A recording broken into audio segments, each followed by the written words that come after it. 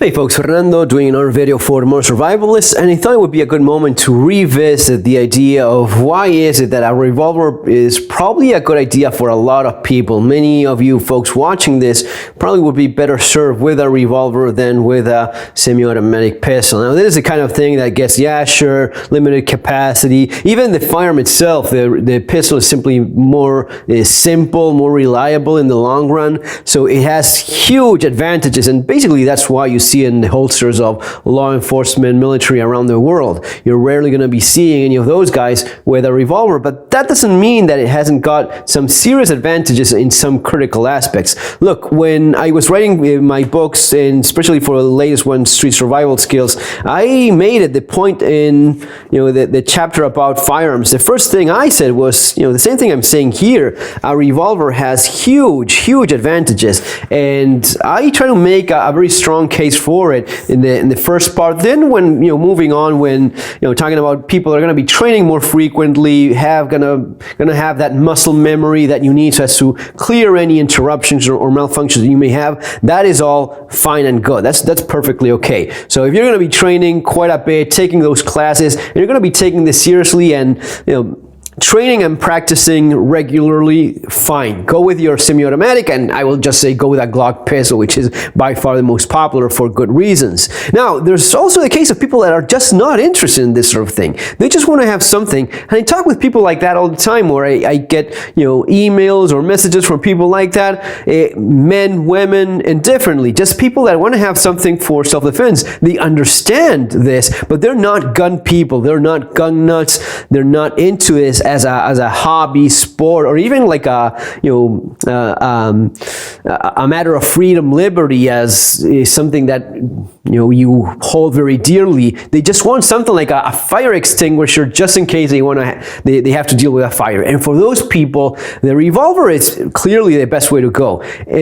Disadvantages, of course, you have a lot less ammunition in the gun. You have 17 rounds plus one in the chamber in your Glock versus 6 rounds. Yes, we all understand that quite clearly.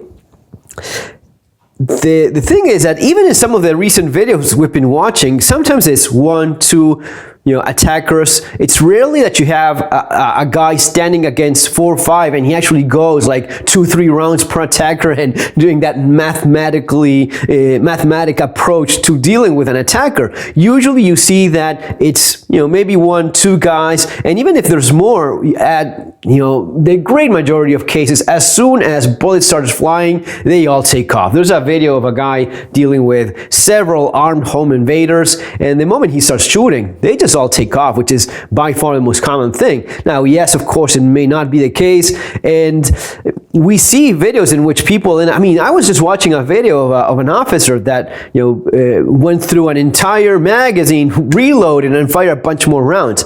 That was against a single female attacker with a .380 pistol, and he had every right to do that, and it was all properly done. She went down but didn't actually drop the gun.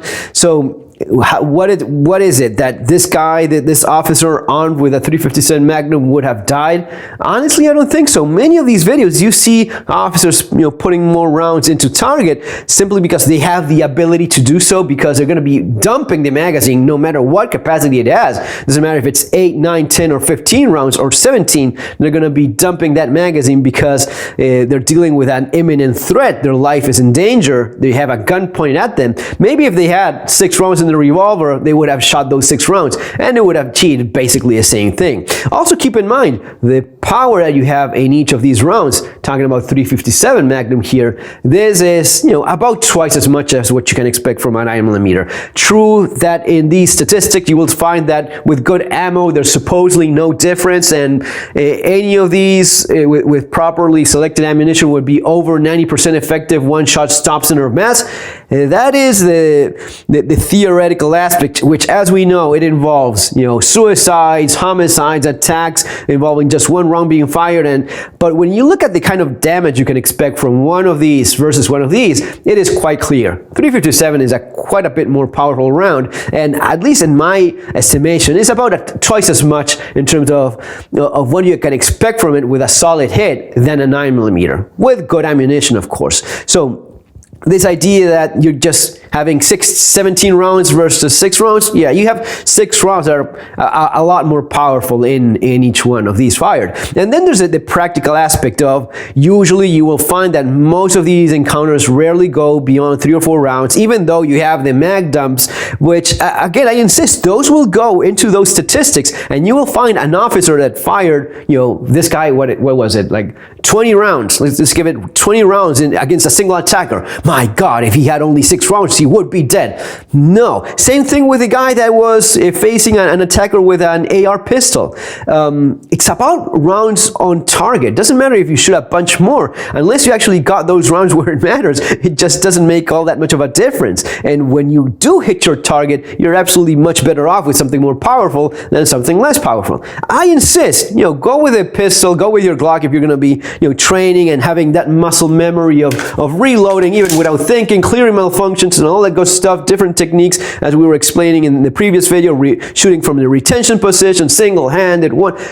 That is great. For a lot of people, though, this will be a better gun. There's a bunch of things in terms of no exterior safeties to mess with, no empty chamber to forget about, which is often the case, ends up costing people lives, by the way. And then you have the more a complex aspect of fighting with a gun that you also have to keep in mind. Look, many of the recent videos we've been watching, officers just drop their magazine in the middle of the fight. They just drop it, or fight with a guy, and for whatever reason it accidentally touches the mag release and it drops the mag. And we've seen a couple of those for sure recently. Or interruptions caused by someone fighting or struggling over the gun. If someone grabs the gun like this, you're going to be only getting 1 round off, you know, just checking just in case. But you know, that's the case. If you have this gun and you have someone grabbing or holding here somewhere, it's going to be only 1 round, because even with moderate force, it's not going to be allowing the slide to cycle and eject that spent case and load a fresh round in the chamber. That will not happen. You'll have to clear that malfunction. And even if you have something like, you know, pushing this against the body of an attacker, someone on top of you, it will not fire. You have to pull back to that retention position, then you're able to fire. All of those things can go very bad in the moment that you need it the most. While with this thing, none of these are going to be happening. No matter how much you press against it, as long as this is able to, you know, turn and fire, you're going to be firing around. It's just that simple. So even though mechanically more complex and less rugged than semi-automatic pistol, especially something as tough and reliable as a Glock in terms of mechanic working on the inside, there's a lot more delicate clockwork going on. But on the practical aspect, something pressed against here is not going to be interrupting. Here, you still are you're still going to be firing around. You have to hold the cylinder solidly, or even engage here in the hammer in a double action, so as to stop this from working. But just grabbing the muzzle like this, it's not going to be stopping the gun from working. Here, yeah, or something touching on the sides, you know, just in the wrong moment, it just stops the gun from cycling properly. You have a malfunction, you have something to clear in the gun, which in a revolver, you just pull the trigger and solve whatever needs to be solved, okay? So all of these things are you don't have any mag release. It's going to be releasing all your rounds just by the push of a button. It just stays in there. A lot of things are more suited for that extreme close combat kind of fighting. And fighting is a key word, like I was explaining in the previous video about clearing malfunctions and solving those things. It's one thing to do practical shooting and speed and accuracy and all that stuff, and it's something else for fighting. If you're going to be fighting with someone, let's say you're gonna be in a fight in an elevator with a guy, I'm taking a 357 Magnum revolver. You know, for that kind of extreme close range fighting, maybe you're going to be taking like this, something like this, which, you know, would make a lot of sense as well. Maybe get both. But for that sort of thing, the revolver definitely has advantages. And I insist, for someone that will only have limited training, someone that is not a gun person and they're just going to be taking a very basic defensive shooting class from hopefully someone that knows what he's doing, which, you know, you actually need to know who you're being instructed by, because there's lots of crappy instructors out there, lots of good ones as well. Do your homework, research, and know who you're learning from. but this has some very clear advantages for a lot of people. I would not feel poorly armed. I mean, and you know, I'm from a country where it is very common to see 3, 4, 5 attackers at a time. I mean, I've done reviews of videos where guys ended up shooting against 4 people, like in a garage. And that guy in particular had a Glock 19, and I have no doubt that the Glock 19 served him down to the very last round he fired, and he fired quite a bit. Probably that guy would have been, you know, in a more of a tough spot with a revolver, or not. Maybe he just planted 1 round on each of those guys and achieved the same results. Maybe. I mean, you know, you'll never know. But obviously, the firepower of the semi-automatic, I think it was a Glock 19 or a Glock 22. So that kind of firepower that he had served him very well. But I would say that in most cases, and for a level of training that honestly most people have, everyone thinks they're damn Rambo. It's really not. How many classes have you actually gone to? Not watch videos, but actually gone to how many classes? 1, 2, 3, 5, 10? How many? How often do you train? You have to be honest with yourself. If the answer is 0, let me tell you, if you've taken 0 defensive shooting classes with good instructors, go with a revolver. Really, you're overestimating your capabilities. You think you're gonna be doing all that stuff you see cops do in some of these videos, or some people that have more advanced training. If you haven't got it, you just don't have it. It's, you know, if you're not an Olympic athlete, you have no place in the Olympics. If you are not properly trained and regularly keep those skills, then don't expect to rise to the occasion. You're gonna be, as the saying goes, you're gonna be falling back to your lowest level of training, and that is most likely to be the case. And for those people, I strongly recommend the revolver. Something good, a 586 Smith & Wesson, 686. You know, if you can get yourself with something as nice as this, by all means, do it. But you don't need something that fancy. Something that just works well. Usually a Ruger, Smith, you know, good brands, Colt revolvers. Those are all fine.